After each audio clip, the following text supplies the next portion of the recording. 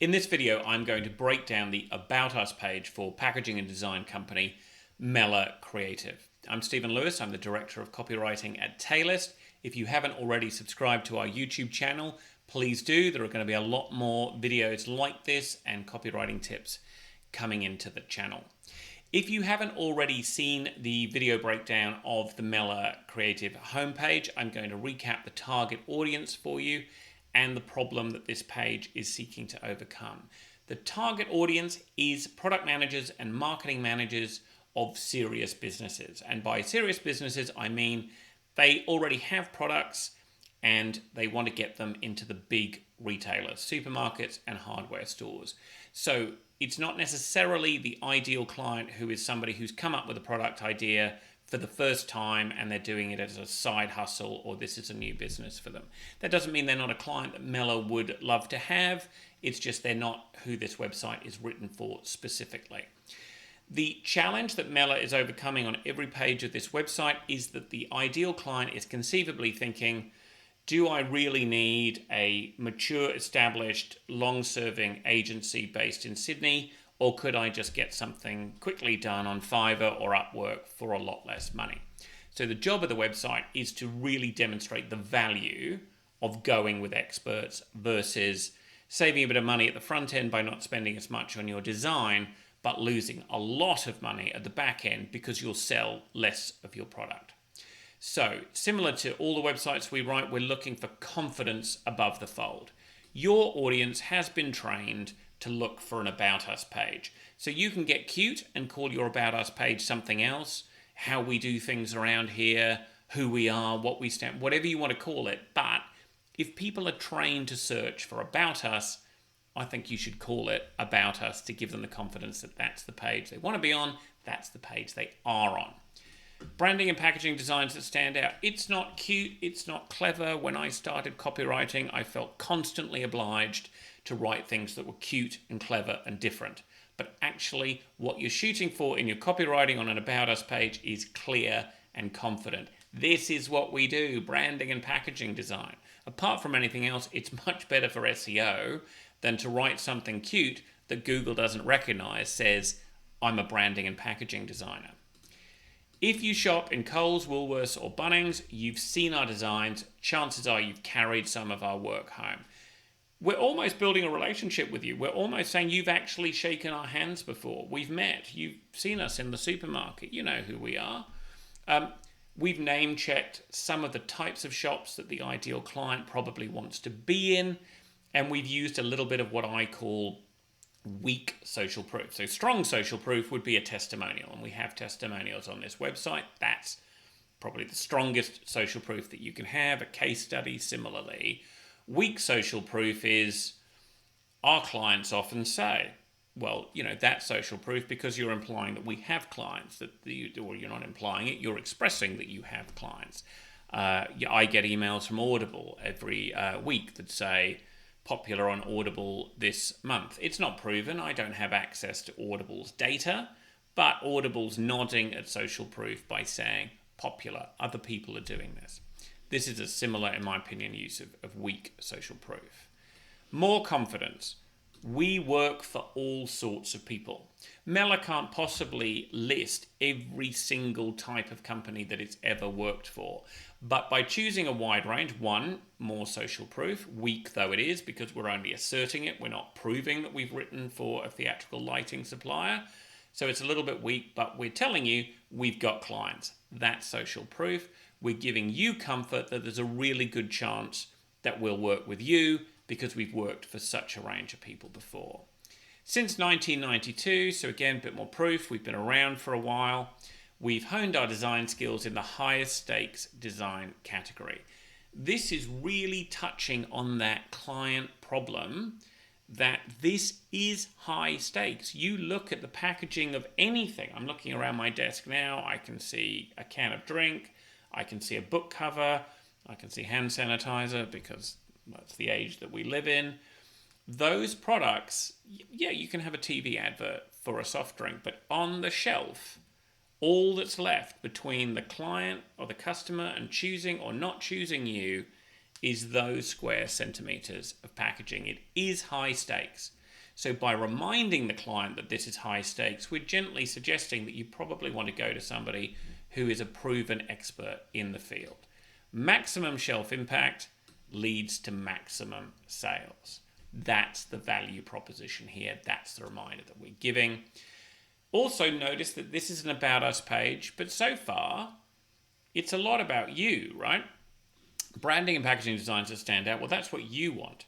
If you shop in Coles, it's you. You've seen our designs. Yes, it's about our designs, but it's through the frame. The subject of this sentence, if you shop in Coles, Woolies or Bunnings, is you, the reader, not us, the designers. The focus is on you and the focus is on your problems. Your problem is that this is high stakes. You need this to work. Customers vote on your design every day. That's your problem. That's not about us. It's about how we solve your problem. So the camera is very much on the reader, even though the page is called About Us. Maximum shelf impact leads to maximum sales. Shelf impact is a technical term within the industry. Now, fortunately, it's a great piece of jargon because it's easy for you and me who are not packaging designers or product managers of products.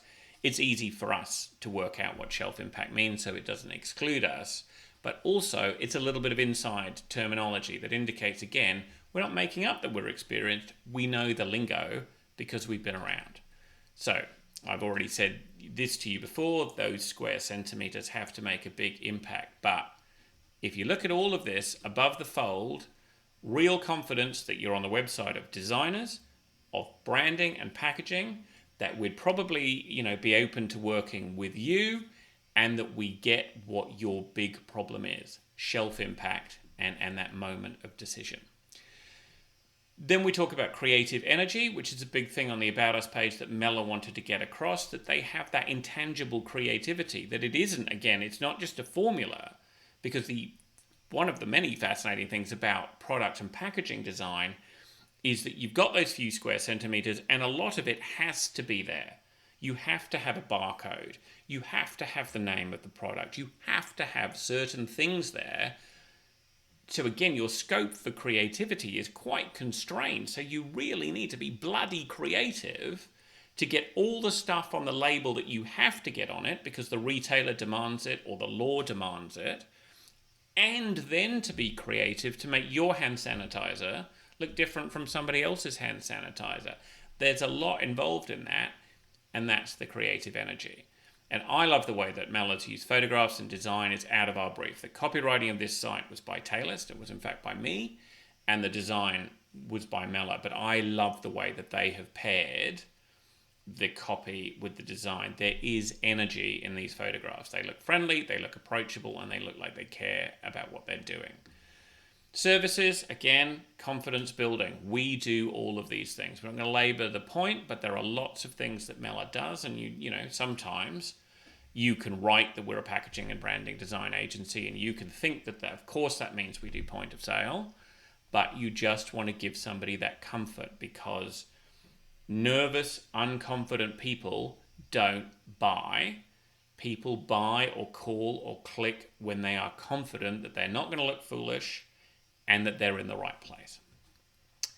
Emmanuel is the head designer and co-owner of Mela Creative, and he is brilliant. I've been lucky enough to work with Emmanuel, and so I can tell you he's brilliant from personal experience. But we're building that confidence for people who don't know him. We're name-checking some brands, so it's proof. Emmanuel is experienced. Well, that's me making an assertion. Emmanuel's worked for Coke and Rexona. Well, Coke and Rexona don't work with idiots, right? They work with the best. So it's proof. He earned his way there from a darkroom assistant. Later said there's a bit of Emmanuel's story. You're getting the sense that this is his calling. Like that's what we're really building up. Emmanuel is doing what Emmanuel wants to do, which again is a great thing. From your point of view, you want a designer who cares. You don't want somebody who's like, oh, I wish I wasn't a designer. You're getting somebody who, worked very hard to get where he is. And then again, we're continuing to build that idea that you need an expert because here's something you might not have thought about before, that it's easy to make a design that catches the eye on the screen. Looks great in the conference room on the big screen is not going to work on a tiny label in the supermarket. So, that's, again, agitating and reminding the client of why you're going to go with an expert, because it would be terribly expensive to go with someone who isn't an expert. As a client, you get the benefits of decades of experience and creative energy of a team packages sparking off each other and you and your team. So again, the camera is on you as a client. This is a page that's about us, but if you read this page, it's very much about you. And we've got some fun, personality photos. Again, that's design. I take no credit for that at all. But I think Mela looked like a group of people that I want to talk to. I may be biased in that because I have talked to Mela, and I can tell you they're a group of people that you want to talk to. And similar to the homepage, we've got a call to action. Why, if you have sold somebody, if somebody's read your services page, they've gone to your About Us page, and they're now convinced that they want to talk to you, why make them go anywhere else? Give them the opportunity now with a call to action. Do you need to express your brand in more than words? And here's what we do. We create decisive moments of communication. And that is, again, reflecting back that problem that we've spoken about. The customer is standing in front of the shelf in the hardware shop. They are making a choice. You are not there to help them. Nobody from the hardware shop is standing there to help them. The only thing that is going to get your product in their shopping cart and not somebody else's in their trolley is this decisive moment where your packaging speaks to them. So, again, there's a line that runs through all of this with no jargon, no crazy design talk, no feeling that you're going to walk into a studio that's going to be full of people who are too cool for school and too cool to talk to you and, who aren't going to be interested in your brand because, you're, I don't know, a hardware brand and hardware isn't sexy for some reason. Whatever it is, it's these guys are excited about what they do. They're excited to talk to you and they understand your fundamental problem. So that is what I call the About Us page lie. It says it's about you, but it's not. It's about the reader, their problem, and how you can solve it. I've been Stephen Lewis, Director of Copywriting for Tailist. If you've liked this video, please, again, if you haven't already, subscribe to the channel. There'll be more videos like this in the future and more copywriting tips to come. Thank you.